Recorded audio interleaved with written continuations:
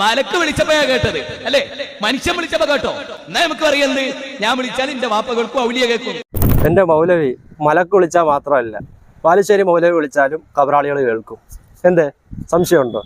നിങ്ങളുടെ നേതാക്കളിൽ പലരും ഇബ്നു തൈമിയയുടെ ആശയങ്ങൾ ഖുർആനിന് തുല്യമായിട്ടാണ് ഇൻട്രൊഡ്യൂസ് ചെയ്തിട്ടുള്ളത്. അതേ ഇബ്നു തൈമിയയ്ക്ക് ഒരു ഗ്രന്ഥമുണ്ട്. ഏത്? ഫത്താവ. ബാലുശ്ശേരി മൗലവിക്ക് അതറിയാൻ വഴിയില്ല.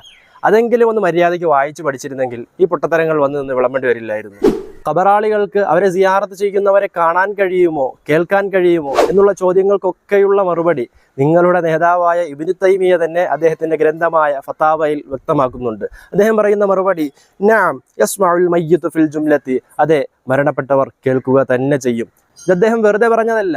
ഖബറാളികൾക്ക് അവരെ സിയാറത്ത് ചെയ്യുന്നവരുടെ ചെരുപ്പടിയുടെ ശബ്ദം വരെ കേൾക്കാൻ കഴിയും എന്ന ബുഖാരിയിൽ വന്നിട്ടുള്ള ഹബീബായ മുത്തുനബി സല്ലല്ലാഹു അലൈഹി വസല്ലമ തങ്ങളുടെ ഹദീസിനെ തെളിവ് പിടിച്ചുകൊണ്ടാണ്